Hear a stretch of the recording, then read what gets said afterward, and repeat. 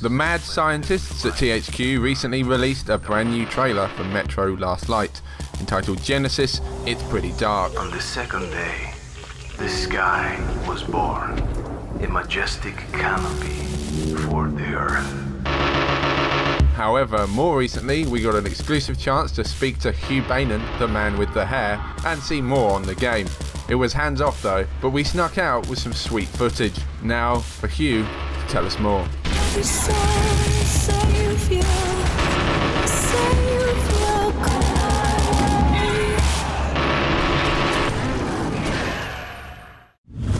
Today we've shown you an extensive hands-off preview showing 3 different levels from the game. In the past we've shown 2 very scripted E3 style presentations, and this time we wanted to get under the hood of the game a little bit more and show you more of the mechanics at play.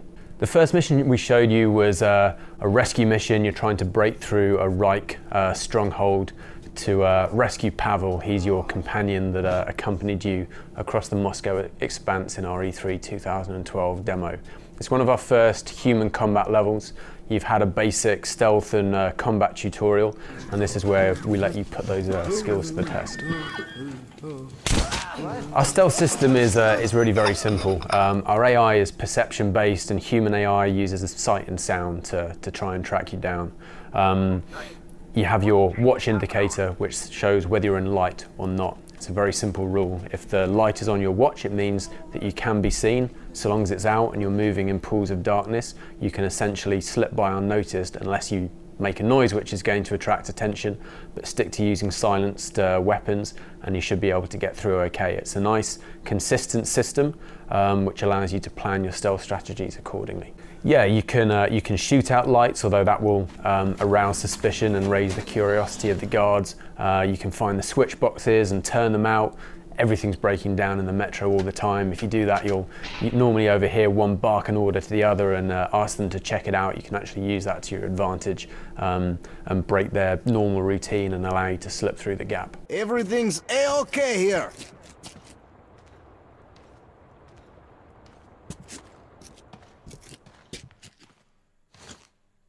Drink. That would sure hit the spot. Hey, what's it? Nothing's forced upon the player. You can play this as a stealth shooter if you like, and we think we have very robust mechanics to support that, but you can wade in guns blazing, see all of our destructible environments and glass shatter and crates break apart and concrete smash off the pillars, and it makes a very different experience.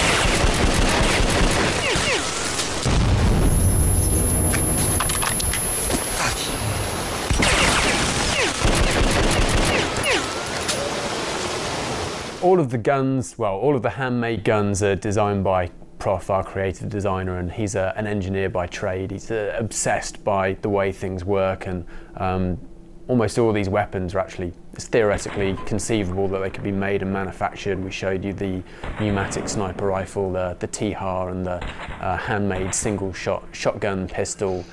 We also showed you a lot of these weapons in slow-mo, as we showed all of the wonderful reload animations, so you can actually see the mechanical workings of each gun. Not sure if everyone's going to appreciate that in game, unless we manage to sneak that feature in as a hidden unlockable. Wait and see. Venice is one of our new station cities for the player to explore. These are really critical areas within Metro. There's a few of them in the game.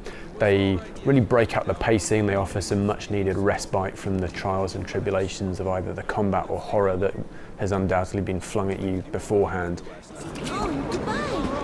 So, wait a bit. They're going to catch us a fish. Not Nadia is going to roast me. Move a bit! It's where we do a lot of our storytelling. It's where you can trade and upgrade your weapons and equipment. but it's also really where the studio just goes to town in fleshing out the detail and depth of this game world. Venice has been flooded. It's a partially submerged station city, so you'll see little jetties, people moving around on makeshift boats and rafts, fishing for what fish have made their way down there, and also some less pleasant mutated creatures that serve as a source of protein. And it's also notorious as being a hideout for gangsters and a real den of sin and iniquity in the metro.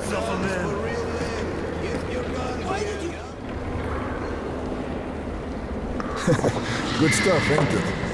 Another one? Well, we got to the bar, we were offered a drink. Obviously it's your hard-earned gold currency and you have to decide if you want to spend that, or if, you know, maybe an optical scope or an extended magazine might be a better way of spending your funds. But actually, Sam, as I recall, you persuaded me to follow that scene to its conclusion, having drink after drink at the bar, with I think some predictable consequences. Previously, all the weapons came pre-made, so you'd start off with the revolver, and as you went through the game you might find one with a stock, or one with an extended barrel, or one with a scope on it. What we do now is allow you to customize each individual weapon, so you can add the various attachments that you want. We also don't limit you by class this time. Previously you had one pistol slot, one automatic weapon slot, and then one slot reserved for either a special weapon or shotgun style weapon. Now you can carry any weapon in any slot, and you're really only limited by whether you can find or buy enough ammo to sustain all of them. So it probably makes sense to keep weapons that use different ammo types in each slot, otherwise you may find yourself running out of ammo at the wrong time. That gun is a beast, right? All caravans are as good as yours. Later, come by anytime. So you've come to Venice as you've been tracking a particular quarry across the metro for the last few levels. Suffice to say, it's a fairly critical moment in the story. Alarm! Alarm!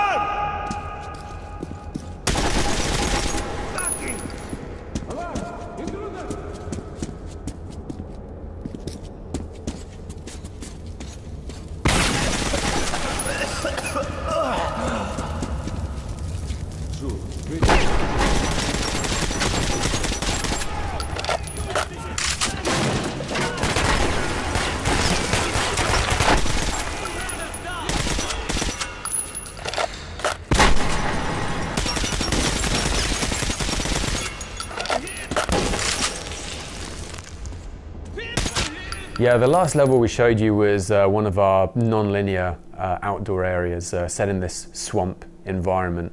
Unlike the demo we showed at E3 2012, which was a much more linear scripted experience, this is one where we let the player break free. They have multiple routes that they can take through the swamp. They've got a broad objective to get to this ferry at the far end, and they'll need to find some fuel to power it, but beyond that there's very little advice given to the player.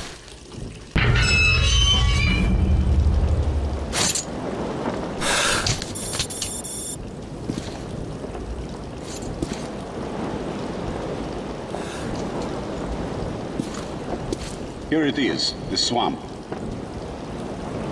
The base is right across, in the church. You can't see it from here. There's a powered winch ferry. It needs fuel.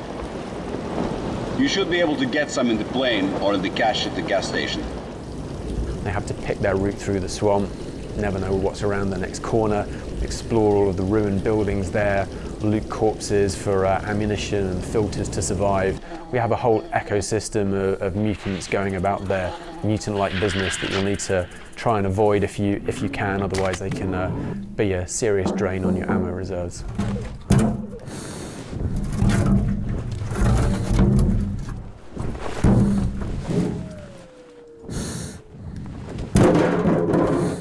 Yeah, we've changed the look of the outdoor environments for a couple of reasons. I think partly because the studio wanted to do something a little bit different this time round, introduce a bit of colour into the world. We've moved the storyline on by about a year, and we've hinted that the first signs of spring are there. So you'll see a break in the clouds, shafts of sunlight will illuminate patches of the earth.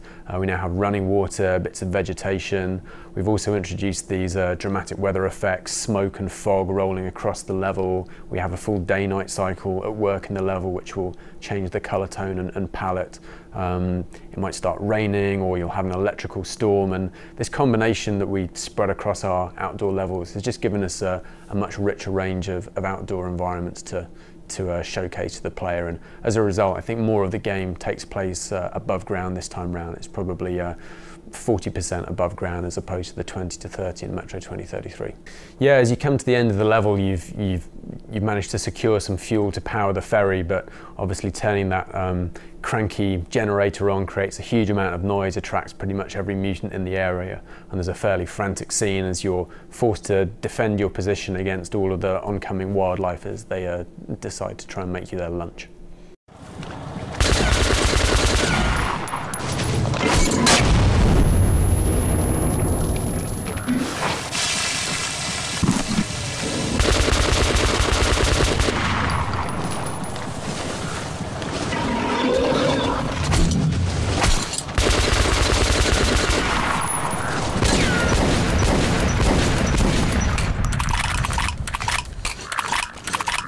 Yeah, so the mutants in the swamp are obviously well adapted to their environment.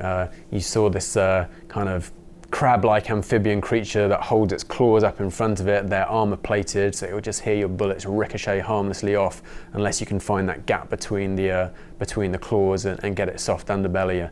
Often the best way of dealing with it is to try and plant one of those handmade claymores in front of it. Also, its smaller cousin, which on its own maybe isn't so dangerous, but they'll gang up and they can fling acid at your mask, which will both obscure your vision and actually can cause damage unless you wipe it off. And in the heat of the battle, you might be busy reloading or trying to dodge something else trying to kill you. But there is still hope. Yeah, Metro Last Light will be released on PC, Xbox 360 and PlayStation 3 in March 2013. Our fate, I hold in my own hands.